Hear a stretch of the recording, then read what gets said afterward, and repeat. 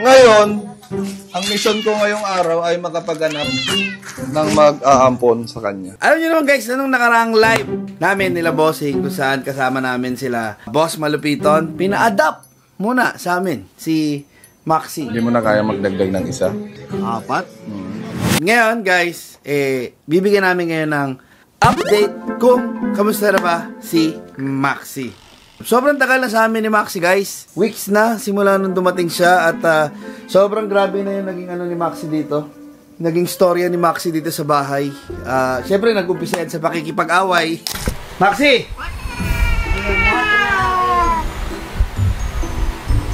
Maxi, tawag ka sa labas. Yan na. Nagagalit din si Agatha. Nag-visit na sa bunganga ni Maxi. Ang dagdal kasi ni Maxi guys. Hindi ko naman kilala niyo yung mga ibang pusa namin. So ito ngayon si Maxi. So makikita niyo si Maxi guys. Mukha namang healthy si Maxi. However, may naging mga sugat lang siya sa mukha. Yan, kung makikita niyo yan. Meron din dyan. Meron din dito. Ngayon, akala namin nung una, dahil yan sa pakikipag-away niya sa ibang mga pusa dito. Kasi akala namin nakalmot siya sa mukha eh. Pero, na-realize namin na hindi pala yun yung dahilan. Kaya pala nagkaganyan-ganyan ang mukha ni Maxi dahil sa kanyang kakaibang... Be, wait lang, be. Nagbablog nga tayo, be. Oh, sorry. Teka lang guys, time out muna tayo sa vlog dahil alam niyo naman na nangyayari ngayon ang The International o ang pinakamalaking tournament or competition yata tawag pagdating sa Dota 2. Sa The International 2024, kasalukuyang naghaharap-harap yung mga teams ngayon at naniniwala ako ng ngayon taon para talaga to sa Tundra kasi ando si my idol Topson. So, magkakaroon sila ng laban versus Gaming Gladiators sa September 14. Kung feeling nyo Tundra to, na kaya nilang talunin ng Gaming Gladiators, pwede kayo mag-bet sa 1xBet. Huwag nyo kakalimutan, gamitin ang aking code na.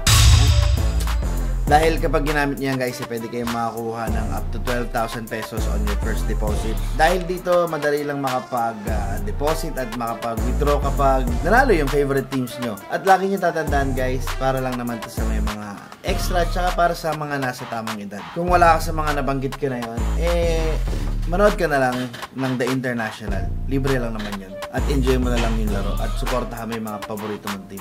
Yun lang guys. Back to the vlog. Dahil sa may ginagawa si Maxi sa mukha niya, parang kinakamot niya kasi yung mukha niya gamit yung paan niya. Kaya doon namin napagtanto kasi parang pabilog Kasi kung kinalmot, parang scratch dapat siya. Na-realize namin na sobrang patay gutom ni Maxi pagdating sa cut.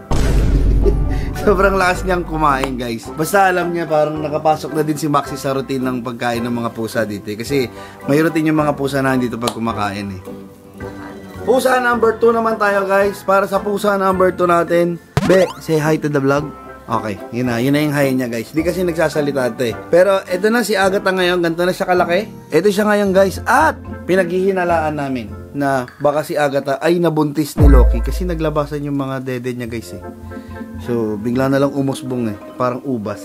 So di pa kasi kapon si Loki. Babae kasi ito si Agatha So baka isang beses wala kami dito, nadali siya ni Loki. Di namin napakapon si Loki nung nakaraan kasi bawal siya ikapon tuwing may ano siya parang pag may vaccine siya, no? Pag may schedule ng kapon, para siyang matamlay. Oo, para siyang nag-iinarte pag schedule na nung kapon. Kasakit kasi si Loki nung nakaraan, kailangan na ipabet Loki.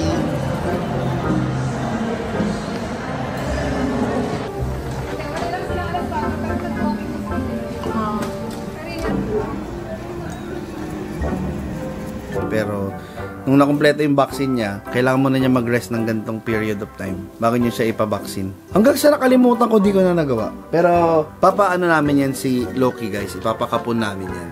So ito si Agatha. Next ay ito naman. Ito po ang itsura niya ngayon. Ito ngayon si Loki guys. Kung naaalala nyo, dati si Loki, nag-vlog ako dati love sa The Cat House, diba? Know that I'm always around, 'cause I know we can make it. Yes, we can make it if we... So yung vlog ko dun sa The Cat House, pinakilala ko si Loki, diba? Ikumpara niyo yung itsura ni Loki dati sa itsura niya ngayon na sobrang laki ng itinabaan ni Loki. Para siya sumabay sa akin. Ito na si Loki ngayon guys. Loki, say hi to the vlog. Naalala mo pa sila, Loki? Wow, naalala niya daw. Sabi niya, yes, naalala ko sila. So, ay, nagagalit. So, isa sa mga dahilan kung ba't madalas magalit to si Loki, guys, pag hinahawakan yung puwet niya. Kasi, nung nakaraan, namin to si Loki. Anong ginawa kay Loki lang? Vaccine. May vaccine ulit si Loki. Pero, pag may ginagawa kasi kay Loki, pag sinicheck yung temperature niya, parang na-trauma siya na sinusunod yung puwet. Wait lang. Parang motor eh. Sige, usog mo siya dito. Yan, para kumapit siya dyan. Hawak ko na. Bitaw mo. Hawak ko na.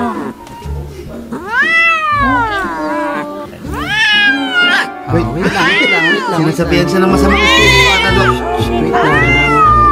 Okay naman ng 30. Wow. Kahit sino naman siguro magkatuturoma pag sinundot yung puwet. Kaya magagalitin yan si Loki, guys.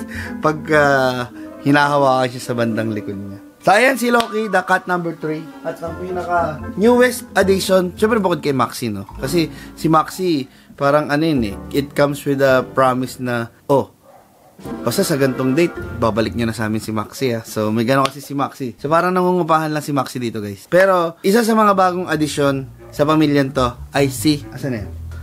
Say hi to the vlog. Say hi to the vlog. So, siya po ay si Sophie. Yan. Meron akong video nito na si Sophie. Pinakita ko sa ilab, diba? Nung unang dumating si Sophie dito sa bahay. Ready ka na ba, Lab? So makikita mo lang. Charan!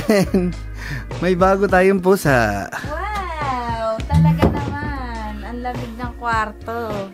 Lamig. Kaya lang nandito pa siya sa kulungan. Inaaway kasi siya ng mga bago niyang ano eh. Ba't kasi pang hamster yung inuman? Hindi ko alam. Ano ba sa Hindi ko alam. Kay Boss King kasi to, baka guys. naiihina yun. Kay Boss King to na pusa. Ngayon, hindi pwede magstay kala Boss King kasi si Osang. Gaaway sila. Ano kaya pangalan natin sa kanya? Babae ba siya? Babae. Eh di Sophie. Sophie. Tapos ito Ongka. So si Sophie, guys, siya ay galing kala Boss King talaga. Parang, ewan ko kung ano ba nangyari. Parang niregalo yata si Sophie. Iba kasi pangalan ni Sophie nung una. Binigay siya kay Boss King or inadopt yata siya ni Boss King. However, sa nangyari na yon, hindi kaya ni Boss King na mag-stay si Sophie doon sa kanila kasi nag-aaway sila nung aso nila Boss King, si Osang. Magagaliti kasi sa pusa yun si Osang kahit dati pa nung payamansyon pa lang. Laging nangahabol yun ng mga pusa eh. Pag may nakikita siya, kahol siya ng kahol. So, ayun, tinanong kami ni Boss King kung pwedeng dito na lang daw si Sophie. Alam naman ni Boss King ang sagot dyan. Na hindi naman kami, wait lang, magbablog tayo, ano ka naman, minsan na lang tayo mag-vlog, alam naman ni Boss King ang sagot dyan na hindi mo naman pwedeng hindihan ng ganito ka-cute. Parang may lahi nga to si Sophie Lab, no? Para siyang Persian, no? Tilapia. Kulay tilapia kasi to si Sophie, guys, eh. Kaya, tilapia yung tawag ni Aki. Dahil si Sophie ang pinakabata, months pa lang si Sophie Lab, no? Ilan pa lang to? Di ba nandiyan yung card niya? Kasi si Sophie, kasama din siya sa mga pinabaksin namin nung nakaraan. Lagot ka! Katapusan mo na! Samantalang yung aso ko parts, hindi ko Hindi. Tusok lang. Baka umiyak ng konti. Yan na. Hindi. Okay, Yan na. Okay. Ouch ko lang, baby. Ouch ng konti. Gawala siya. Wow, tapang tapos na. Si Maxi kasi, guys, kompleto na yung vaccine ni Maxi. Si Agatha kompleto na din yung vaccine niya. Ito si Sophie ang hindi pa kompleto. Kaya, at syempre, kung ano yung ginawa sa kanya, kung ano yung ginawa kay Loki, ginawa din sa kanya. Kaya, tamang ano din to. Pero ngayon, ang isa sa mga gagawin natin, guys, kasi si Steve, meron bagong aso si Steve. Ginawa na namin to ni Dudut dati kung saan parang pinagkakaibigan namin yung aso tsaka pusa. Pero di kami naging successful. Kay Bruno tsaka dun sa pusa ko dati. Kay Cathy tsaka kay Agatha. Si Sophie, parang kuting pa naman siya. Yan. Tingnan natin kung... Hoy, kayo mag-away dyan, nagbablog tayo. Susubukan natin kung magiging mag-friend sila. Feeling ko, i-categorize natin yung mga cats mo from level 1 to 4. Level 1, feeling ko yung mas friendly sa dogs. Ito lang. Si Agatha kasi, history na kay Agatha nung ginawa na ni Dudut dati. Ano talaga siya? Takot na siya, may trauma na. Sana naman aso, pusa, best friend. Dito sa bahay natin. Susubukan natin dito sa maliit, dito sa bago ko. Kasi kuting pa lang siya. So baka maisip niya na, uy, mama ko yan. Ibig sabihin, etong aso ni Steve tuta din, di ba? Tuta rin yan. Ilang months na? Kuting. 4 months. Ito, yung mga sablay natin noon, kailangan ma-apply natin ngayon. Tignan natin kung ito ang eksperimentong panibago. Baka makita niya, uy, kapatid ko to, aso. Makakabahan. Di na makakabahan. Di ako Manonood lang kayo. Sige. Kapag Pero I will let you know, my puppy is a full burst of energy. Talagang playful siya. Ito din, playful din to. Madami akong mga nakikita dito na takbo siya ng takbo. Okay, lalabas ko lang. Ay, wow! May Girl, para girl na girl. Girl ba yan? Girl siya. Girl din to eh. Ay, best friend sila. Best friend. Sana. Ito kasi, kaya ako ganito magsalita kasi hindi ko pinaparamdam sa both animals na kinakabahan ako, natatakot ako. Kaya dapat huwag kayo matakot. Neutral, huwag kayo Ay, matakot. hindi mo pinaparamdam. Oo, kasi nararamdaman nila yan eh. Na pag may something na may mali yata, putang ina. Ganyan nagmumura yung mga yan eh. Kalmado lang to. Kalmado ka ba? Sabi niya, medyo ano daw siya. Okay naman daw siya. Naintindihan mo siya. Kahit sa... Simple nga. Paano aso pa, Pards? Sugar. Sugar. The Samoyed. Ay, SS. Sophie Sugar. Ay, oo. Sali natin sila sa team, sasali sila sa 2x2 sa Flint Top. Eh, boss, eh. Uy, naamoy. Naamoy. Sikat naman ang aamoy kay Dog.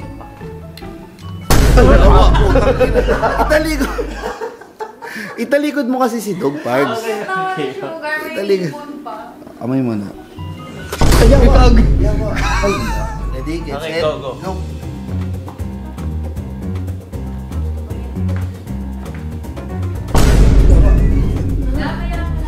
Sila nga ng Pards. May attitude parts si Zoe. Hindi pa sila ready maging friends. Sanay si Zoe sa mga tao. Kasi shadow eh. Instagram na icon. May Instagram to. May IG si, ano? Sugar na Samoyed.